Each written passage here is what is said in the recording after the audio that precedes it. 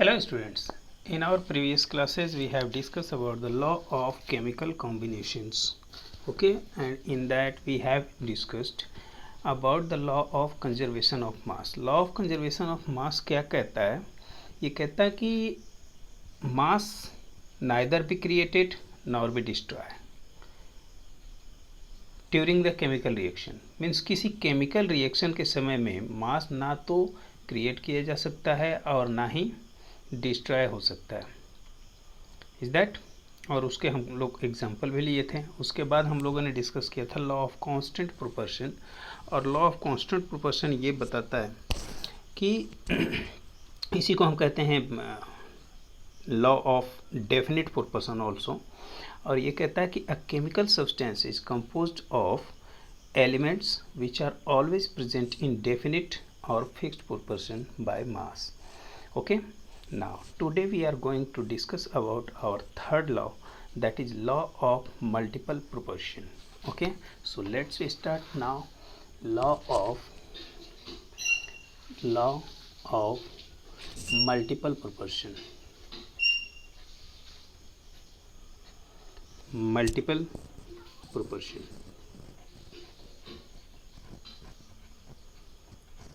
ठीक है, तो लॉ ऑफ मल्टीपल प्रोपोर्शन क्या कहते हैं? देखो, लॉ ऑफ मल्टीपल प्रोपोर्शन ये बताता है कि अगर दो या दो से ज़्यादा एलिमेंट्स या मॉलिक्यूल्स आपस में कंबाइन होते हैं तो उससे कोई कंपाउंड बनेगा. ठीक है, ये तो श्योर है कि कोई ना कोई कंपाउंड बनेगा. ये ज़रूरी नहीं है कि वो दो एलिमेंट्स कंबाइन होंगे तो कोई एक कंपाउंड बनेगा ही बनेगा. वो डिपेंड करता है. जैसे अगर दो मेटल को आप एक साथ कंबाइन करोगे तो ये ज़रूरी नहीं है कि कोई कंपाउंड बन जाएगा. ठीक है, लेकिन जब दो एलिमेंट को आपस में मिलाने पर या दो एटम और मॉलिक्यूल को आपस में मिलाने पर अगर कोई कंपाउंड बन रहा है तो ये ज़रूरी नहीं है कि जब उसको मिलाया जाएगा तो वो सेम वही कंपाउंड बनेगा. अगर इसके रेशियो को हम डिस्टर्ब कर दें तो दूसरा भी कंपाउंड बनेगा. लेकिन इन दोनों कंपाउंड को अगर एक साथ हम किसी एक को इन दोनों कंपाउंड में से किसी एक के रेशियो को फिक्स कर दें तो उनका जो रेशियो आएगा वो क्या होगा? फिक्स रेशियो होगा, या फिर आप कह सकते हो सिंपल होल नंबर में आएगा. Is that. तो चलो देखते हैं अपना लॉ ऑफ मल्टीपल प्रोपोर्शन क्या बताता है. Law of multiple proportion states that law of multiple proportion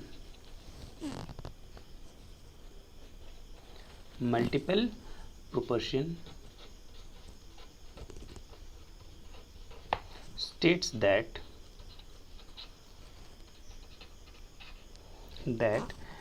क्या बताता है कि if two elements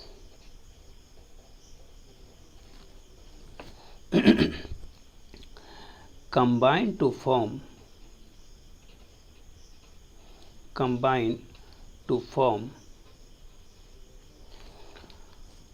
more than one compound. क्या करता है? मोर than one compound.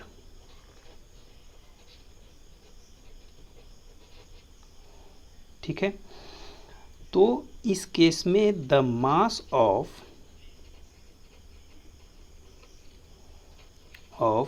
One element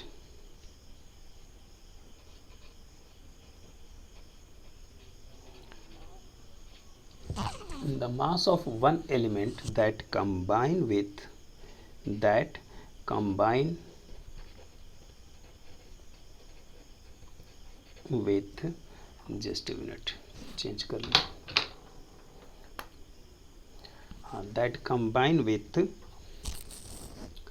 a fixed mass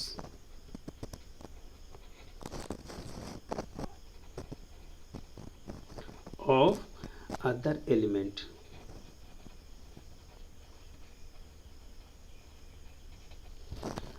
are in the ratio of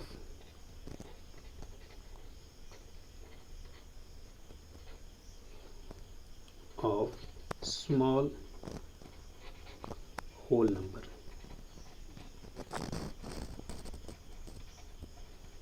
ठीक है, कहता है कि if two elements combine to form more than one compound, एक से ज़्यादा कंपाउंड बनाता है।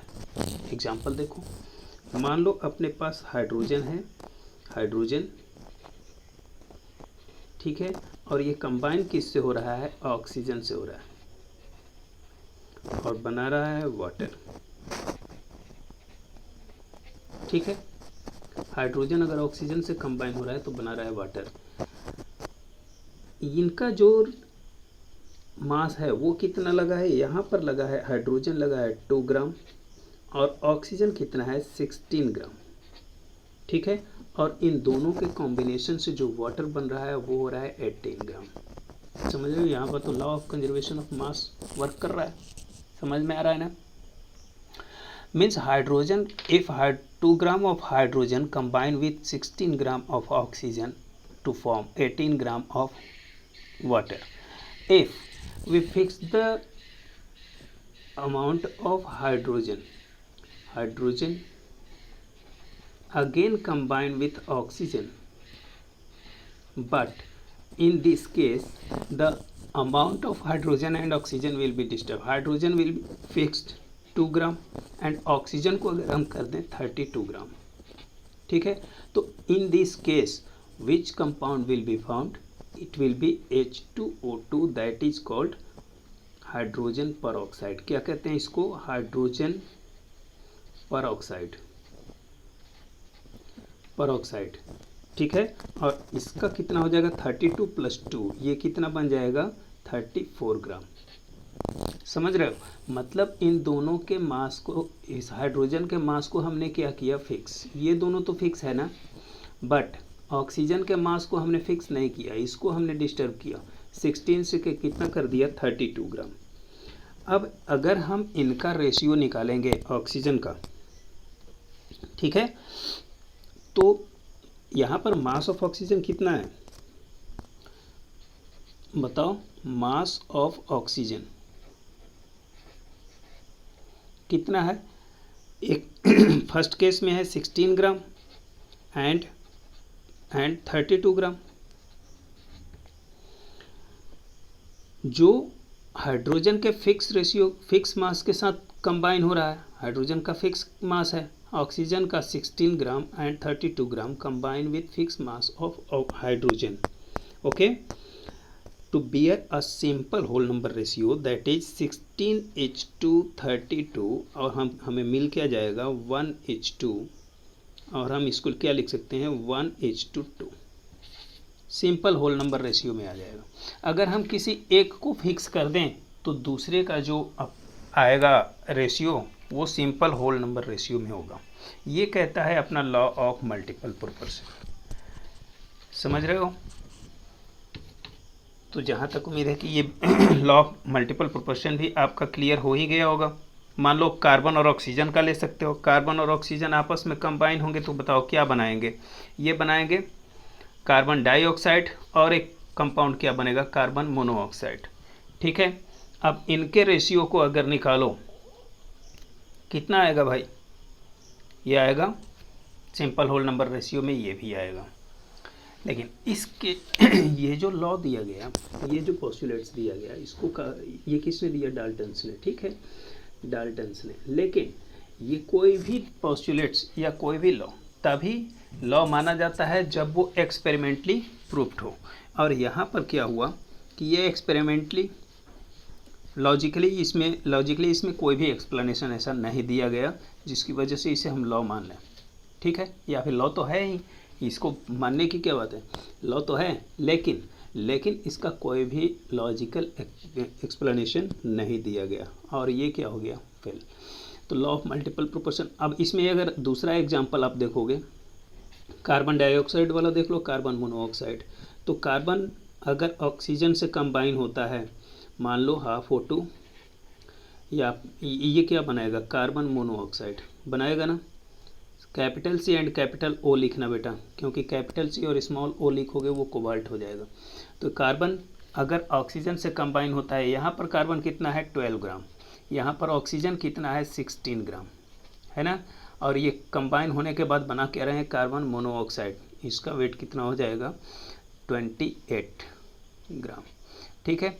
अब अगर बात करते हैं कार्बन डाइऑक्साइड, कार्बन अगर ऑक्सीजन के मॉलिक्यूल के साथ कंबाइन होता है मीन्स 12 एंड 32, तो बताओ ये बनाएगा कार्बन डाइऑक्साइड, ये कितना हो जाएगा, 44 ग्राम होगा ना। हमें इससे मतलब नहीं है, मतलब क्या है कि इसके मास को हमने क्या कर दिया, फिक्स किया ना। अब इसके मास को हमने फिक्स कर दिया तो इनका जो रेशियो होगा मीन्स 16:32 कितना आएगा, 1:2। समझ रहे हो। तो ये जो रेशियो आ रहा है ये बताता है लॉ ऑफ मल्टीपल प्रोपोर्शन। और यहाँ से जॉन डाल्टन ने एक एटॉमिक थ्योरी क्रिएट की। बताया तो जॉन डाल्टन ने ये पोस्टुलेट्स तो दिया, लेकिन यहाँ ये जो लॉ दिया, लेकिन इस लॉ पर इन्होंने देखा कि कोई लॉजिकल एक्सप्लेनेशन नहीं आ रहा है। मीन्स कुछ ऐसे भी कंपाउंड्स होते हैं जिसमें होल नंबर रेशियो 100% क्लियरली नहीं आ पाएगा, जिसके बारे में हम लोग डिस्कस करेंगे अपने क्लास 11th में। ठीक है, वो थोड़ा सा आपके से काफ़ी हाई लेवल पर हो जाता है। चलो, तो यहाँ से एक बात निकल कर आई और वो क्या है, डाल्टन्स एटॉमिक थ्योरी। इन्होंने कुछ पोस्टुलेट्स दिए। तो चलो देखते हैं कि डाल्टन एटॉमिक थ्योरी क्या डील करती है। Dalton atomic theory, atomic theory देखो, पहला तो आप लोग जानते ही हो, इनका जो पोस्टुलेट्स था डाल्टन एटॉमिक थ्योरी में, इन्होंने कुछ पोस्टुलेट्स दिए। तो वो एक्चुअल में था क्या, डाल्टन एटॉमिक थ्योरी, यहाँ पर लिख लो postulates.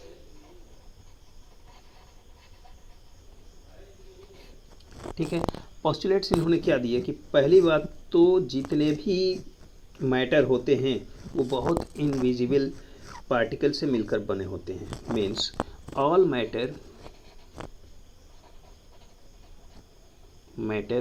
Are made up of small tiny particle.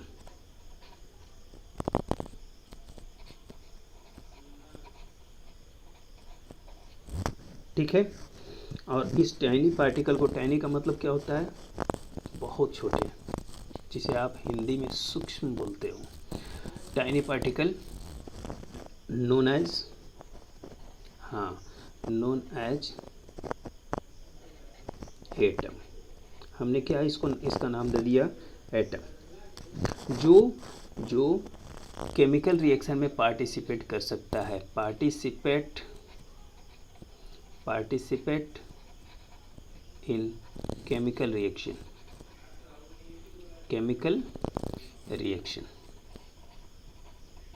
ठीक है, REA के ऊपर N है, मतलब ये इंडिकेट कर रहा है किसको, रिएक्शन को।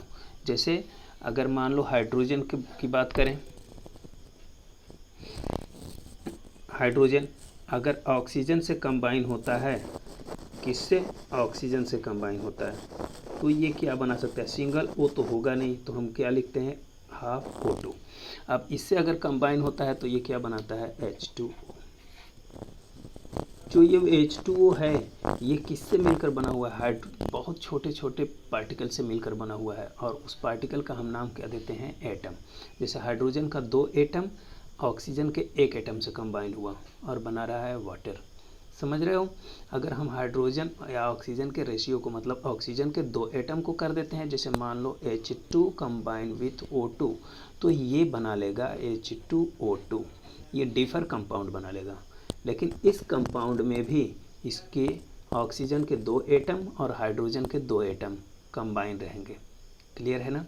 Now second postulate tells us that ये जो एटम होंगे वो ना तो क्रिएट किए जाएंगे और ना ही डिस्ट्रॉय होंगे किसी भी केमिकल रिएक्शन में।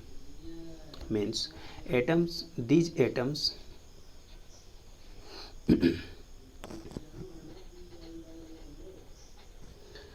neither be created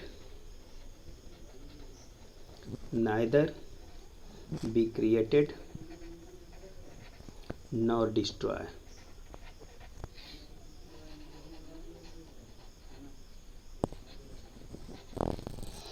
in chemical reaction. In chemical reaction, किसी भी केमिकल रिएक्शन में इन एटम्स को ना तो क्रिएट किया जाता है और ना ही डिस्ट्रॉय किया जाता है, ये रिएक्शन खुद करते हैं।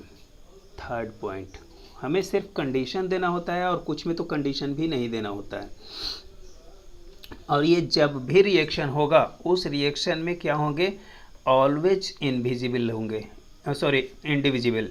इनको डिवाइड नहीं किया जा सकता, इनको डिवाइड नहीं किया जा सकता। याद रखिएगा, ये सब एटॉमिक पार्टिकल में डिवाइड होते हैं, लेकिन वो जो हैं वो इनके पार्ट्स हैं। एटम को हम अलग अलग डिवाइड नहीं कर सकते, एटम को, मॉलिक्यूल को किया जा सकता है। ये किसने कहा, डाल्टन्स एटॉमिक थ्योरी ने।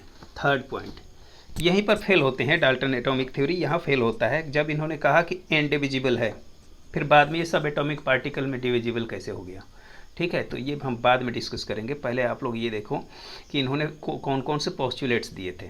थर्ड पोस्टुलेट इन्होंने ये दिया था कि atoms of a given element are identical in all aspect. Mass हो या फिर इनका जो केमिकल प्रॉपर्टी हो, इसमें जो एटम्स होंगे वो एलिमेंट की प्रॉपर्टी को ऑब्जर्व किए रहेंगे। समझ रहे हो? देखो क्या कहा, अभी हम लोग देखते हैं कि atoms of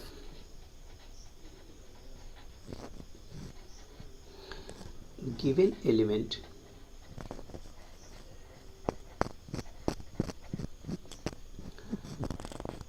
are identical.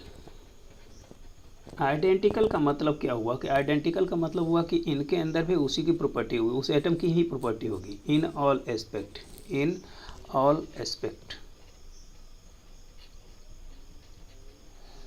That is mass, चाहे वो मास की बात कर लो या फिर उसके केमिकल प्रॉपर्टी की बात कर लो, केमिकल प्रॉपर्टी की बात कर लो। ठीक है, जैसे मान लो हमारे पास ये कोई आयरन का पीस है। किसका पीस है? आयरन का। तो इस आयरन के पीस में बहुत सारे पार्टिकल्स होंगे, बहुत सारे एटम होंगे ना। तो ये जो भी एटम, किसी एक एटम को अगर आप बाहर निकालोगे, किसी एक एटम को बाहर निकालोगे तो उस एटम का मास इन सब एटम्स के मास के बराबर होगा। मीन्स सारे एटम उतने ही मास को ऑक्युपाई करेंगे जितना किसी सिंगल एटम का होगा। अगर मान लो ये ए है, ये एटम बी है, ये एटम सी है, ये फर्स्ट मान लो, सेकंड मान लो, थर्ड मान लो, तो फर्स्ट का जितना मास होगा उतना ही मास सेकंड का भी होगा, उतना ही मास थर्ड का भी होगा। ये बताया इन्होंने डाल्टन एटॉमिक थ्योरी ने। ठीक है, और जो केमिकल प्रॉपर्टी इस फर्स्ट एलिमेंट का होगा, मतलब कि ये अगर मैग्नेटिक प्रॉपर्टी शो करता है तो सेकंड एलिमेंट भी, सेकंड एटम भी मैग्नेटिक प्रॉपर्टी शो करेगा। ये हुआ इसका मतलब। क्लियर है ना?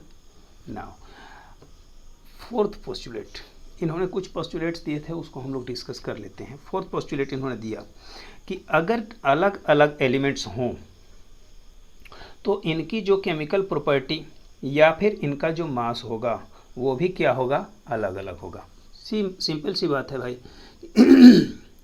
Atoms of, if the elements are differ, then the atom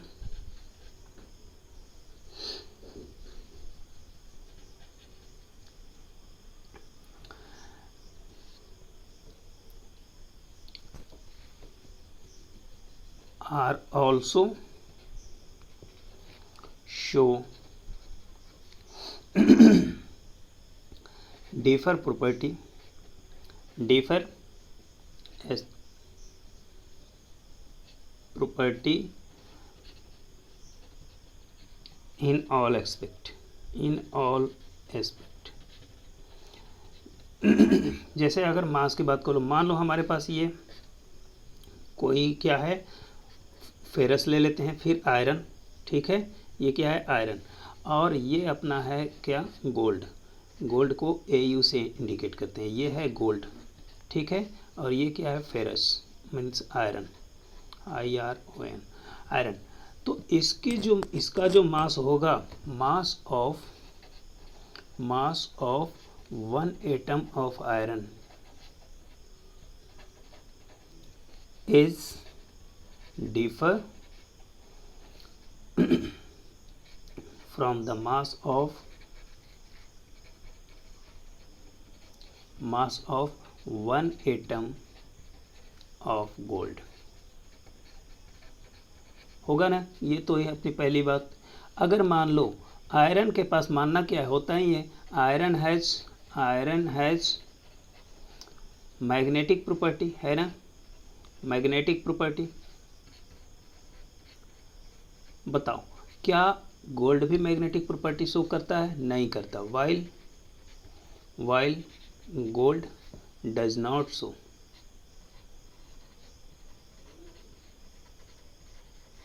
magnetic property.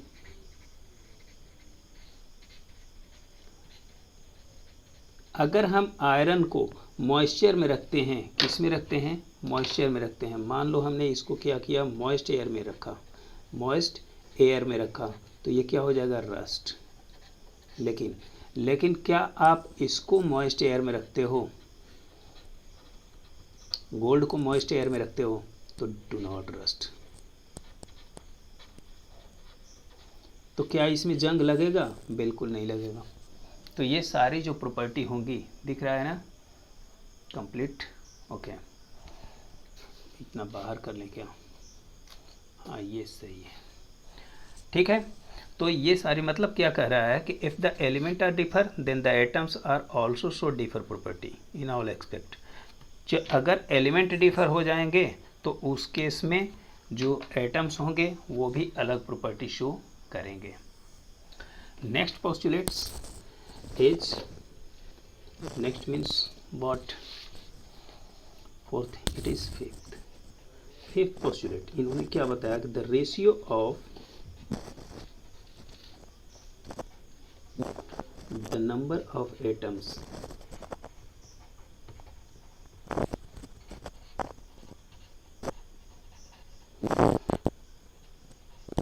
in a particular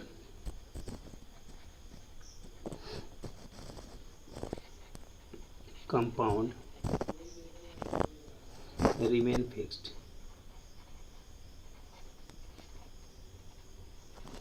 अगर किसी पार्टिकुलर कंपाउंड के एटम्स के नंबर ऑफ एटम्स के रेशियो को हम चेक करें तो वो फिक्स होता है। जैसे मान लो एग्जांपल दे रहे हैं कि यहाँ अगर हमारे पास H2SO4 है, ठीक है, तो H2SO4 को अगर हम इसका रेशियो, इसको हम चेक करें तो क्या बनेगा, H single bond O single bond H double bond O double bond O single bond H O and single bond H।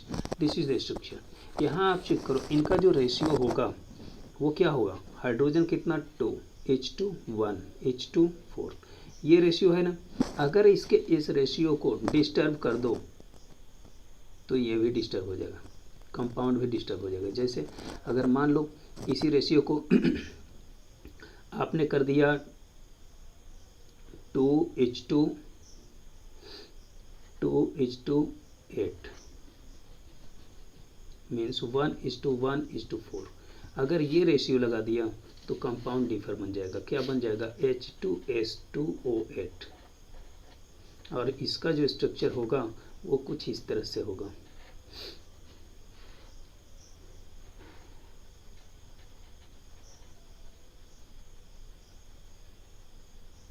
ये एस है, यहाँ H नहीं एस होगा, ठीक है, ये एस,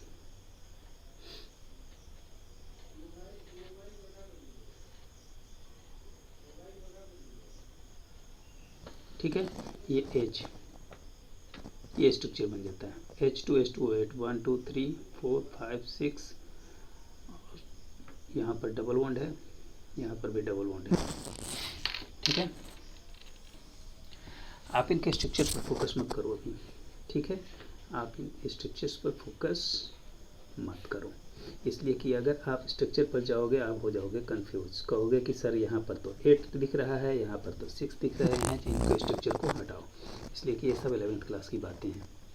आप इतना समझो, क्या H2SO4 की प्रॉपर्टी और H2SO8 की प्रॉपर्टी, क्या इन दोनों की प्रॉपर्टी होगी सेम? नहीं होगी। इनकी प्रॉपर्टी क्या होगी? Slightly differ. समझ रहे हो? मतलब क्या है कि आप पोस्टुलेट को ध्यान दो कि the ratio of number of atoms in a particular compound remains fixed. इनका रेशियो कभी भी अगर इनके रेशियो को लिखोगे H2SO8 का, तो ये यही कंपाउंड बने। इनका रेशियो अगर हटा डिस्टर्ब करोगे तो दूसरा कंपाउंड बन जाएगा। मीन्स किसी भी कंपाउंड का रेशियो क्या होता है? फिक्स होता है।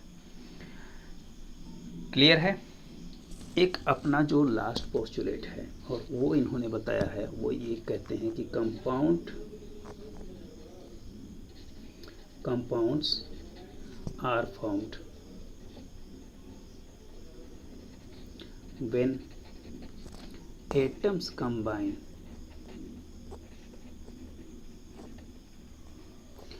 in a simple whole number ratio,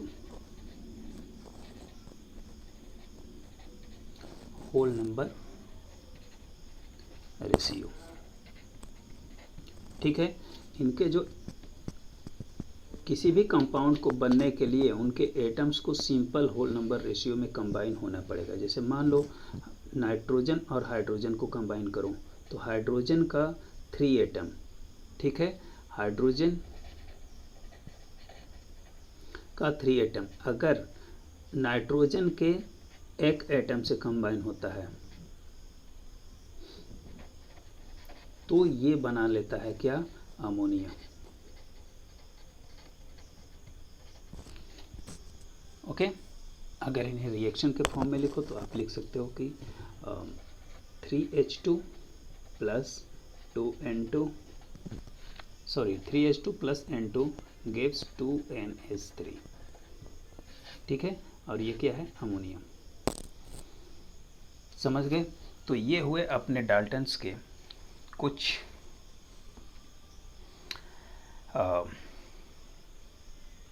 क्या कहेंगे इसको, पोस्टुलेट्स, ठीक है। एक चीज़ आपको बार बार दिमाग में स्ट्राइक करेगी, H2SO8 का स्ट्रक्चर, ठीक है। हमें पता है आप लोग इसको कंफ्यूजन में रहोगे, तो इसको आप लोग क्लियर समझ लो। H2SO8 का स्ट्रक्चर जो बनेगा वो कुछ इस तरह होगा, hydrogen oxygen oxygen sulphur sulphur then oxygen oxygen and hydrogen. यहाँ पर ये double bond O double bond है, ठीक है। यहाँ पर भी डबल बॉन्ड O और डबल बॉन्ड O। हालांकि ये 11th क्लास का है। 1 2 3 4 5 6 7 8 ये है H2SO8 और इसकी जो प्रॉपर्टी होगी वो इसकी प्रॉपर्टी से होगी डिफर। आप पूछोगे कि कैसे? देखो, इसमें ऑक्सीजन ऑक्सीजन के बीच में एक सिंगल बॉन्ड लिंकेज है ना, जबकि ये सिंगल बॉन्ड नहीं होता है, ये परऑक्सी लिंकेज कहा जाता है, ठीक है। क्या कहा जाता है? परऑक्सी लिंकेज। लेकिन क्या इसमें परऑक्सी लिंकेज है? ऑक्सीजन ऑक्सीजन है? नहीं है। ऑक्सीजन सल्फर से कंबाइन है, यहाँ भी ऑक्सीजन सल्फर से कंबाइन है और यहाँ ऑक्सीजन हाइड्रोजन से कंबाइन है। समझ रहे हो? किसी भी 2 एलिमेंट एक साथ नहीं है, इसमें 2 एलिमेंट एक साथ हैं। ऑक्सीजन ऑक्सीजन जब भी एक साथ कंबाइन होते हैं तो इनके बीच में अगर लिंकेज बनता है तो वो परऑक्सी लिंकेज कहा जाता है किसी कंपाउंड में, not in the molecule of oxygen. Okay. तो ये जो इसकी जो प्रॉपर्टी है उसकी प्रॉपर्टी H2SO4 की प्रॉपर्टी से कम्प्लीटली क्या होगी? डिफर। क्लियर है? तो जहाँ तक मुझे उम्मीद है कि ये डाल्टन्स एटॉमिक थ्योरी आप लोगों का क्लियर हो चुका होगा। So after that we will discuss again about the atom, और एटम पर हम लोग जो डिस्कस करेंगे वो थोड़ा सा स्लाइटली डीप चलेंगे। Okay. So have a nice day to all of you. Thank you.